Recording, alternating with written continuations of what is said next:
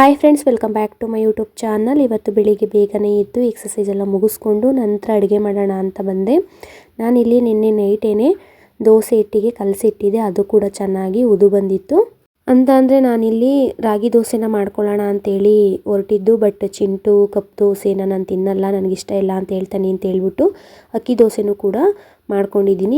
ಚಳಿ ಇರೋ ಕಾರಣ ಜಾಸ್ತಿ ಉದುಗ್ ಬರಲ್ಲ ಅಂತ ಅಂದ್ಕೊಂಡಿದ್ದೆ. ಚೆನ್ನಾಗಿ ಉದುಗ್ ಬಂದಿತ್ತು, ಉಪ್ಕೊಂಡು ಇಟ್ಟು ಬಂದಿತ್ತು. ಹಾಗಾಗಿ ನಾನಿಲ್ಲಿ ಯಾವುದೇ ರೀತಿಯ ಸೋಡಾ ಏನು ಬಳಸಲ್ಲ, ಇಟ್ಟು ಉದುಗ್ ಬರಲಿ ಅಂತೇಳಿ. ಚೆನ್ನಾಗಿ ಬಂದಿತ್ತಲ್ಲ, ಇನ್ನೇನು ದೋಸೆ ಬದಲು ಇಡ್ಲಿನೇ ಮಾಡ್ಕೊಳ್ಳೋಣ ಅಂತೇಳಿ. ನನಗೆ ಇಡ್ಲಿ ಅಂದರೆ ತುಂಬಾ ಇಷ್ಟ. ಹಾಗಾಗಿ ಇಡ್ಲಿಗೆ ರೆಡಿ ಮಾಡ್ಕೋತಾ ಇದ್ದೀನಿ. ಮತ್ತು ವೈಟ್ ಇಡ್ಲಿ, ಕಪ್ ಇಡ್ಲಿ ಎರಡೂ ಕೂಡ ಮಾಡ್ಕೋತಾ ಇದ್ದೀನಿ. ರಾಗಿ ದೋಸೆ ಅಥವಾ ರಾಗಿ ಇಡ್ಲಿನ ಮಾಡ್ಕೋತು ಅಂತ ಅಂದರೆ ಹಿಂದಿನ ದಿನವೇ ನಾವು ಮೆಂತ್ಯ ಮತ್ತು ಉದ್ದಿನಬೇಳೆನ ನೆನೆಸಿಡಬೇಕು. ಅಂದರೆ 4 ಅವರ್ ನೆನೆಸಿಡಬೇಕು. ನೆಕ್ಸ್ಟು ಅದು ನೆಂದ ನಂತರ ನಾವು ಚೆನ್ನಾಗಿ ಅದನ್ನು ನುಣ್ಣಗೆ ಪೇಸ್ಟ್ ಮಾಡ್ಕೋಬೇಕು. ಅದಾದಮೇಲೆ ನಾವು ಅದಕ್ಕೆ ರಾಗಿ ಹಿಟ್ಟು ಮತ್ತು ಉಪ್ಪನ್ನ ಸೇರಿಸಿ ಕಲಸಿಟ್ಕೋತು ಅಂತ ಅಂದರೆ ನೈಟ್ ಟೈಮು, ಇನ್ನು ಬೆಳಿಗ್ಗೆ ಅಷ್ಟರಲ್ಲಿ ಅದು ಚೆನ್ನಾಗಿ ಉದು ಬಂದಿರುತ್ತೆ. ಇನ್ನು ದೋಸೆ ಮಾಡ್ಕೋತೀವಿ ಅಂದರೆ ಅದಕ್ಕೆ ಸ್ವಲ್ಪ ಈರುಳ್ಳಿ, ಹಸಿಮೆಣಸಿನಕಾಯಿ, ಕೊತ್ತಂಬರಿ ಸೊಪ್ಪು, ಕರಿಬೇವು, ಕಾಯಿ ತುರಿ ಎಲ್ಲ ಹಾಕ್ಕೊಂಡು ದೋಸೆನೂ ಕೂಡ ಮಾಡ್ಕೋಬೋದು. ನಾನಿಲ್ಲಿ ಹೇಗಿದ್ರು ಇಡ್ಲಿ ಮಾಡ್ಕೋತಾ ಇದ್ದೀನಲ್ಲ, ಹಾಗಾಗಿ ಪ್ಲೇನ್ ಇಡ್ಲಿನ ಮಾಡ್ಕೊಳ್ಳೋಣ ಅಂತೇಳಿ ವೈಟ್ ಇಡ್ಲಿ ಮತ್ತು ಕಪ್ ಇಡ್ಲಿ, ಬ್ಲ್ಯಾಕ್ ಇಡ್ಲಿ ಎರಡೂ ಕೂಡ ಮಾಡ್ಕೋತಾ ಇದ್ದೀನಿ. ಅಂದರೆ ರಾಗಿ ಏನಷ್ಟು ಕಪ್ಪಿಲ್ಲ, ಕೆಂಪು ರಾಗಿನೇ ಚೆನ್ನಾಗಿರುತ್ತೆ ತಿನ್ನೋಕ್ಕೆ. ಮತ್ತು ಇಡ್ಲಿ ಜೊತೆಗೆ ನಾನಿಲ್ಲಿ ಕಾಯಿ ಚಟ್ನಿನ ಮಾಡ್ಕೋತಾ ಇದ್ದೀನಿ. ಹಾಗಾಗಿ ತಿಂಡಿನ ರೆಡಿ ಮಾಡಿಕೊಂಡು ಇನ್ನು ಚಿಂಟುನ ರೆಡಿ ಮಾಡಿ ಅವನಿಗೂ ಕೂಡ ಊಟ ತಿನ್ನಿಸಿ ಕಳಿಸಿ ಅದಾದಮೇಲೆ ನನ್ನ ಡೈಲಿ ರೊಟೀನ್ ಅಲ್ಪ ಸ್ಟಾರ್ಟ್ ಆಗೋದು. ಹಾಗಾಗಿ ಇವತ್ತು ಡೇ 7 ವೆಯ್ಟ್ ಲಾಸ್ ಜರ್ನಿ ಆಗಿರುತ್ತೆ. ಅಂತ ಅಂದರೆ 1 ವೀಕ್ ಕಂಪ್ಲೀಟ್ ಆಗೋಗುತ್ತೆ. ನಾನು ವೆಯ್ಟ್ ಲಾಸ್ ಜರ್ನಿನ ಸ್ಟಾರ್ಟ್ ಮಾಡಿ 1 ವೀಕ್ ಕಂಪ್ಲೀಟ್ ಆಗುತ್ತೆ. ಆರಾಮಾಗಿ 1 ವೀಕ್ನ ಕಂಪ್ಲೀಟ್ ಮಾಡ್ಕೊಂಡಿದ್ದೀನಿ. ಇನ್ನು ನೆಕ್ಸ್ಟು ಡೇ 1ನಲ್ಲಿ ನಾನು 85.80 ವೆಯ್ಟ್ ಇದ್ದೆ. ಇನ್ನು ಇವತ್ತು ಡೇ 7 ಆಗಿರೋದ್ರಿಂದ ಈ ಡೇ 7ನ ಮುಗಿಸ್ಕೊಬಿಡ್ತೀನಿ. ಅಂದರೆ 1 ವೀಕ್ ಮುಗ್ದೋಗುತ್ತೆ. ಇನ್ನು ಡೇ 8ನ ವೀಡಿಯೋನ ನಾನು ಸ್ಟಾರ್ಟ್ ಮಾಡ್ತೀನಲ್ಲ, ಆ ಟೈಮಲ್ಲಿ ಆ ವಿಡಿಯೋ ಸ್ಟಾರ್ಟಿಂಗಲ್ಲೇ ನಾನು ನನ್ನ ವೆಯ್ಟ್ ಎಷ್ಟಿದೆ ಅಂತ ನಾನು ತೋರಿಸ್ತೀನಿ. ನೋಡೋಣ ನಾಳಿನ ವಿಡಿಯೋದಲ್ಲಿ ನಾನು ಎಷ್ಟು ವೆಯ್ಟ್ ಲಾಸ್ ಆಗಿದ್ದೀನಿ ಅಂತ ನಿಮಗೆ ಗೊತ್ತಾಗುತ್ತೆ. ಇನ್ನು ಈ ವಿಡಿಯೋದಲ್ಲಿ ನಾನು ಕೆಲವೊಂದು ಇನ್ಫಾರ್ಮೇಷನ್ನ ಹೇಳೋಣ ಅಂತ ಅಂದ್ಕೊಂಡಿದ್ದೀನಿ. ಅದಕ್ಕೂ ಮುಂಚೆ ನೋಡ್ತಾ ಇರ್ಬೋದು ನೀವು, ಸ್ವಲ್ಪ ಫೇಸ್ ಎಲ್ಲ ಡೌನ್ ಆಗಿದೆ. ಹಾಗೇ ಕಣ್ಣತ್ರ ಎಲ್ಲ ಸ್ವಲ್ಪ ಊದ್ಕೊಂಡಿರ್ತದಲ್ಲ ಕೆನ್ನೆ ಎಲ್ಲ, ಅದೆಲ್ಲ ಸ್ವಲ್ಪ ಕಮ್ಮಿ ಆಗಿದೆ. ಮತ್ತು ಕತ್ತತ್ರ ಮೂಳೆ ಲೈನ್ಸೇ ಕಾಣಿಸ್ತಿಲ್ಲ, ಅದು ಸ್ವಲ್ಪ ಮೂಳೆ ಲೈನ್ಸ್ ಎಲ್ಲ ಕಾಣಿಸ್ತಾ ಇದೆ. ನೋಡ್ತಾ ಇರ್ಬೋದು ನೀವು, ಪರವಾಗಿಲ್ಲ, ಲೈಟಾಗಿ ವೆಯ್ಟ್ ಲಾಸ್ ಆಗಿದ್ದೀನಿ ಅಂತ ಅಂದ್ಕೊಂಡಿದ್ದೀನಿ. ನೋಡೋಣ ನಾಳೆ ವೆಯ್ಟ್ ಚೆಕ್ ಮಾಡಿದಾಗ ಗೊತ್ತಾಗುತ್ತೆ. ಇನ್ನು ವೆಯ್ಟ್ ಲಾಸ್ ಅನ್ನೋದು ನಮಗೆ ಪರ್ಟಿಕ್ಯುಲರ್ ಭಾಗದಲ್ಲೇ ಆಗಲ್ಲ. ಅಂದರೆ ಹೊಟ್ಟೆ ಭಾಗ ಆಗಿರ್ಬೋದು, ಸೊಂಟದ ಭಾಗ ಆಗಿರ್ಬೋದು, ಇಲ್ಲ ಕೈ ಭಾಗ ಆಗಿರ್ಬೋದು, ಆ ರೀತಿ ಕಡಿಮೆ ಆಗಲ್ಲ. ಓವರಾಲ್ ನಮ್ಮ ಬಾಡಿನೇ ಫುಲ್ಲು ಕಮ್ಮಿ ಆಗ್ತಾ ಬರುತ್ತೆ. ಇನ್ನು ನಾವು ವೆಯ್ಟ್ ಲಾಸ್ ಜರ್ನಿನ ಸ್ಟಾರ್ಟ್ ಮಾಡ್ಕೋತು ಅಂತ ಅಂದರೆ ಯಾವ ರೀತಿ ನಮ್ಮ ವೆಯ್ಟ್ನ ಚೆಕ್ ಮಾಡ್ಕೋಬೇಕು ಮತ್ತು ನಾವು ಯಾವ ಆಯಿಲ್ನ ಯೂಸ್ ಮಾಡಬೇಕು ಅಂತ ಈ ವಿಡಿಯೋದಲ್ಲಿ ನಾನು ಅದ್ರ ಬಗ್ಗೆ ತಿಳಿಸ್ಕೊಡ್ತೀನಿ. ಇನ್ನು ಫಸ್ಟಿಗೆ ನಾವು ವೆಯ್ಟ್ನ ಚೆಕ್ ಮಾಡಬೇಕಾದ್ರೆ ನಾವು ವೆಯ್ಟ್ ಚೆಕ್ ಮಾಡೋ ಮಿಷಿನ್ನು ಕರೆಕ್ಟಾಗಿ ಇದೆಯಾ ಇಲ್ವಾ ಅಂತ ನೋಡ್ಕೋಬೇಕು. ಕರೆಕ್ಟಾಗಿತ್ತು ಅಂತ ಅಂದರೆ ಓಕೆ, ಅದು ಸರಿ ಇಲ್ಲ ಅಂತ ಅಂದರೆ ನಮಗೆ ವೆಯ್ಟು ವೇರಿಯೇಷನ್ ಬರುತ್ತೆ. ಒಂದು ಸಲ ನಿಂತ್ಕೊಂಡಾಗ ಅದ್ರ ಮೇಲೆ ಒಂದು ವೆಯ್ಟ್ ತೋರಿಸುತ್ತೆ, ಇನ್ನೊಂದು ಸಲ ನಿಂತ್ಕೊಂಡಾಗ ಇನ್ನೊಂದು ಥರ ವೆಯ್ಟ್ ತೋರಿಸುತ್ತೆ. ಹಾಗಾಗಿ ವೇಟಿಂಗ್ ಮಿಷಿನ್ನು ನಮಗೆ ಕರೆಕ್ಟಾಗಿತ್ತು ಅಂತ ಅಂದರೆ ನಮ್ಮ ಪ್ರೆಸೆಂಟ್ ವೆಯ್ಟ್ ಎಷ್ಟಿದೆ ಅನ್ನೋದನ್ನು ಪರ್ಫೆಕ್ಟಾಗಿ ತೋರಿಸ್ಕೊಡುತ್ತೆ ನಮಗೆ. ಇನ್ನು ಅದಾದ ನಂತರ ನಾವು ವೆಯ್ಟ್ನ ಚೆಕ್ ಮಾಡಬೇಕಾದ್ರೆ ಏನು ತಪ್ಪನ್ನ ಮಾಡ್ತೀವಿ ಅಂತ ಅಂದರೆ ಮಧ್ಯಾಹ್ನನೋ ಸಂಜೆನೋ ಇಲ್ಲ ತಿಂಡಿ ಆದಮೇಲೆನೋ ವೆಯ್ಟ್ನ ಚೆಕ್ ಮಾಡ್ತೀವಿ. ಅದು ತಪ್ಪು. ನಾವು ನಮ್ಮ ಪ್ರೆಸೆಂಟ್ ವೆಯ್ಟು ಎಷ್ಟಿದೆ ಅಂತ ತಿಳ್ಕೊಬೇಕು ಅಂತ ಅಂದರೆ ನಾವು ಖಾಲಿ ಹೊಟ್ಟೆಯಲ್ಲಿ ವೆಯ್ಟ್ನ ಚೆಕ್ ಮಾಡಬೇಕು. ಅಂತ ಅಂದರೆ ಬೆಳಗಿನ ಜಾವ ನಾವು ವೆಯ್ಟ್ನ ಚೆಕ್ ಮಾಡಬೇಕು. ಬೆಳಗಿನ ಜಾವ ಎದ್ದು ನಮ್ಮ ಮೋಷನ್ನು ಮತ್ತು ಯೂರಿನ್ ಎಲ್ಲ ಕ್ಲಿಯರ್ ಆದ ನಂತರ ಎಂಟಿ ಸ್ಟಮಕ್ಕಲ್ಲಿ ನಾವು ಅದನ್ನು ಚೆಕ್ ಮಾಡಬೇಕು, ವೆಯ್ಟ್ನ ಚೆಕ್ ಮಾಡಬೇಕು. ಯಾವುದೇ ರೀತಿಯ ನೀರಾಗಿರ್ಬೋದು, ಫುಡ್ ಆಗಿರಬಾರ್ದು, ಏನು ತೊಗೊಂಡಿರಬಾರ್ದು.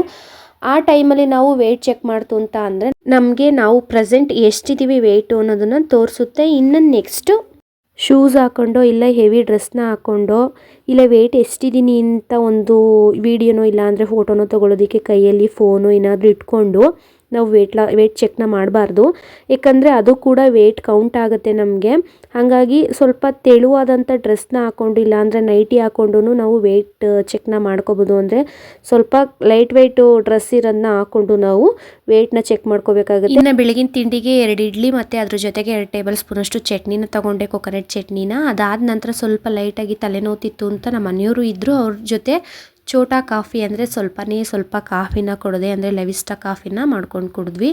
ಅದಾದ ನಂತರ ಗ್ರೀನ್ ಟೀನ ಕುಡಿದು ಇನ್ನು ಮಧ್ಯಾಹ್ನದ ಊಟಕ್ಕೆ ನಾನಿಲ್ಲಿ ಈರುಳ್ಳಿ ಮತ್ತು 2 ಮೊಟ್ಟೆನ ಹಾಕಿ ಎಗ್ ಆಮ್ಲೆಟ್ ಮಾಡಿಕೊಂಡು ಅದ್ರ ಜೊತೆಗೆ ಚೀಸ್ನ ತಗೋತಾ ಇದ್ದೀನಿ. ಚೀಸಲ್ಲಿ ಒಮೆಗಾ 3 ಇರೋದ್ರಿಂದ ಅದು ಗುಡ್ ಫ್ಯಾಟ್ ಆಗಿರುತ್ತೆ. ಹಾಗಾಗಿ ಒಂದು ಲೋಟ ಹಾಲಿನ ಸಮ ಇರುತ್ತೆ ಒಂದು ಸ್ಲೈಸ್ ಚೀಸು. ಇದ್ರ ಜೊತೆಗೆ ಸೌತೆಕಾಯಿ, ಕ್ಯಾರೆಟು, ಟೊಮೊಟೊನು ಕೂಡ ತಿನ್ಕೊಂಡು ಮಧ್ಯಾಹ್ನದ ನಾನು ಊಟನ ಮುಗಿಸ್ಕೊತಾ ಇದ್ದೀನಿ.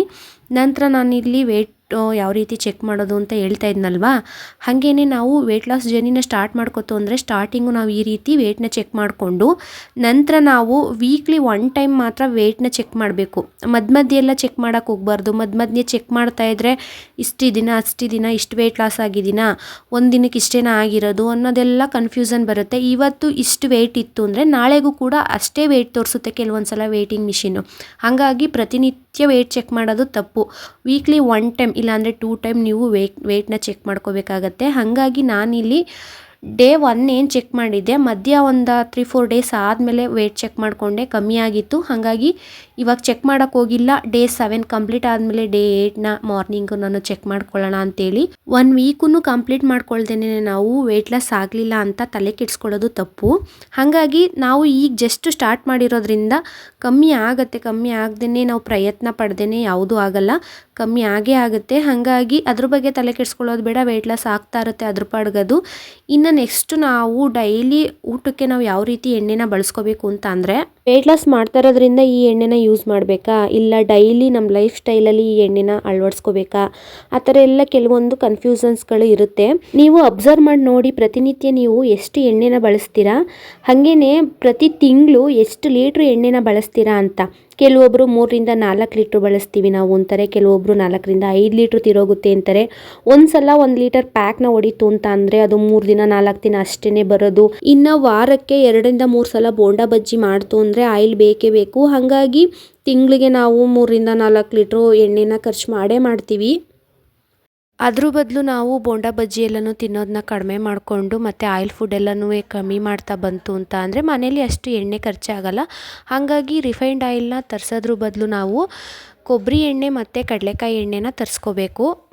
ಈ ಎಣ್ಣೆಲೂ ಕೂಡ ನಾವು ಅಂದರೆ ಕೊಬ್ಬರಿ ಎಣ್ಣೆ, ಕಡಲೆಕಾಯಿ ಎಣ್ಣೆಲೂ ಕೂಡ ಕರೆದಂಥ ತಿಂಡಿಗಳನ್ನ, ಸ್ನ್ಯಾಕ್ಸ್ಗಳನ್ನ ಮಾಡ್ಕೋಬೋದು. ಅದು ಕೂಡ ತುಂಬ ರುಚಿಯಾಗಿರುತ್ತೆ ಮತ್ತು ಹೆಲ್ತ್ಗೂ ಕೂಡ ತುಂಬಾ ಒಳ್ಳೆಯದು. ನಾನು ವೇಟ್ ಲಾಸ್ ಜರ್ನಿನ ಸ್ಟಾರ್ಟ್ ಮಾಡಿ ಯಾವಾಗ ವೇಟ್ ಲಾಸ್ ಆದೆ ಅಂದರೆ 4 ವರ್ಷದಿಂದನೂ ನಾನು ಮನೇಲಿ ಕೊಬ್ಬರಿ ಎಣ್ಣೆ ಮತ್ತು ಕಡಲೆಕಾಯಿ ಎಣ್ಣೆನೇ ಬಳಸೋದು. ಒಂದಿನ ಕೊಬ್ಬರಿ ಎಣ್ಣೆಯಿಂದ ಮಾಡ್ತು ಅಂತ ಅಂದರೆ ಇನ್ನೊಂದು ದಿನ ಕಡಲೆಕಾಯಿ ಎಣ್ಣೆಯಿಂದನೇ ಮಾಡ್ತೀನಿ. ಹಾಗಾಗಿ ಎರಡರಲ್ಲಿ ಯಾವುದಾದ್ರೂ ಸರಿ ಎಣ್ಣೆಯಿಂದ ನಾನು ಅಡುಗೆನ ಮಾಡ್ಕೋತೀನಿ. ಇನ್ನೇನಾದರೂ ಜೋರು ಫಂಕ್ಷನ್ ಇತ್ತು, ಮನೆಗೆ ಯಾರಾದರೂ ಜಾಸ್ತಿ ನೆಂಟರುಗಳು ಬಂತು ಅಂತ ಅಂದರೆ ಅವ್ರಿಗೆ ಇಷ್ಟ ಆಗಲ್ಲ ಕೊಬ್ಬರಿ ಎಣ್ಣೆ, ಕಡಲೆಕಾಯಿ ಎಣ್ಣೆ ಅಂತ ಅಂದಾಗ ಮನೆಯಲ್ಲಿ ತರಿಸಿಟ್ಕೊಂಡಿರ್ತೀನಿ ಸನ್ಪ್ಯೂರ್ ಆಯಿಲ್ನ, ಅದನ್ನು ಬಳಸ್ಕೊಂಡು ನಾನು ಅಡುಗೆನ ಮಾಡ್ಕೋತೀನಿ. ಹಾಗಾಗಿ ನಾವು ಕೊಬ್ಬರಿ ಮನೇಲೇ ಇರುತ್ತೆ, ಇಲ್ಲ ಅಂದರೆ ಕೊಬ್ಬರಿನ ತಗೊಂಡು ಗಾಣಕ್ಕೆ ಹೋಗಿ ಡೈರೆಕ್ಟಾಗಿ ನಮ್ಮ ಕಣ್ಮುಂದೆನೇ ರುಬ್ಬಿಸ್ಕೊಂಡು ಎಣ್ಣೆನ ತೆಗೆಸ್ಕೊತು ಅಂದರೆ ಅದು ನ್ಯಾಚುರಲ್ ಆಗಿರುತ್ತೆ. ಮತ್ತು ಕಡಲೆ ಬೀಜನೂ ಅಷ್ಟೇ, ನಾವು ಒಂದಷ್ಟು ಕೆಜಿಗಳು ಕಡಲೆ ಬೀಜ ತೊಗೊಬಿಡ್ತು ಅಂದರೆ ನಮಗೆ ಆರಾಮಾಗಿ ಗಾಣದಲ್ಲಿ ಎಣ್ಣೆನ ತಗೊಡ್ತಾರೆ. ಹಾಗಾಗಿ ಡೈಲಿ ಯೂಸ್ಗೆ ನೀವು ಕೊಬ್ಬರಿ ಎಣ್ಣೆ, ಕಡಲೆಕಾಯಿ ಎಣ್ಣೆನ ಬಳಸ್ಕೊತು ಅಂತ ಅಂದರೆ ನಿಮಗೆ ಆರೋಗ್ಯನೂ ಕೂಡ ಚೆನ್ನಾಗಿರುತ್ತೆ ಮತ್ತು ವೇಟ್ ಲಾಸ್ನು ಕೂಡ ಮಾಡ್ಕೋಬೋದು. ಇನ್ನು ನೈಟ್ ಊಟಕ್ಕೆ ಅತ್ತೆ ಸಂಜೆಲಿ ದೇವಸ್ಥಾನಕ್ಕೆ ಹೋಗಿದ್ರು, ಪುಳಿಯೋಗರೆ ಕೊಟ್ಟಿದ್ರು. ಹಾಗಾಗಿ ಸ್ವಲ್ಪ ಪ್ರಸಾದ ಅಂತೇಳಿ ಪುಳಿಯೋಗರೆನ ತಿನ್ಕೊಂಡು, ಇನ್ನು ನಮ್ಮ ಚಿಕ್ಕತ್ತೆ ಊರಿಗೆ ಹೋಗಿದ್ರು, ಅಲ್ಲಿಂದ ನಾನ್ ವೆಜ್ ತೊಗೊಂಡು ಬಂದಿದ್ರು, ಚಿಂಟುಗೆ ಅಂತೇಳಿ ಕೊಟ್ಟಿದ್ರು.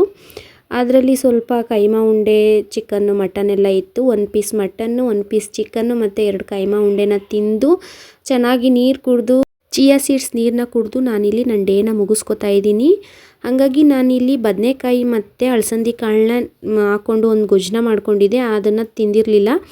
ಸಿಂಪಲ್ಲಾಗಿ ಕಾಳನ್ನ ನೆನೆಸಿಟ್ಕೊಬಿಡ್ತು ಅಂತ ಅಂದರೆ ಬದನೆಕಾಯಿ ಹಾಕಿ ಒಂದು ಒಳ್ಳೆ ರೀತಿಯ ಗೊಜ್ಜನ್ನ ಮಾಡ್ಕೋಬೋದು. ಇದು ನಮ್ಮ ಕಡೆ ದೇವಸ್ಥಾನದಲ್ಲಿ ಮಾಡ್ತಾರೆ, ಏನಾದರೂ ಫಂಕ್ಷನ್ ಇದ್ದಾಗ ಅದು ನಮ್ಮ ಮನೆಯವ್ರಿಗೆ ತುಂಬ ಇಷ್ಟ ಅಂತೇಳಿ ಬದನೆಕಾಯಿ ತಂದಾಗೆಲ್ಲ ನಾನು ಈ ಒಂದು ಗೊಜ್ಜನ್ನ ಮಾಡ್ತೀನಿ. ಇದನ್ನು ನಾನು ಇವತ್ತು ತಿನ್ನಲಿಲ್ಲ, ಇನ್ನು ನಾಳೆಗೆ ತಿಂತೀನಿ. ವಿಡಿಯೋನ ಕೊನೆವರೆಗೂ ನೋಡಿದ್ದಕ್ಕಾಗಿ ಥ್ಯಾಂಕ್ ಯು.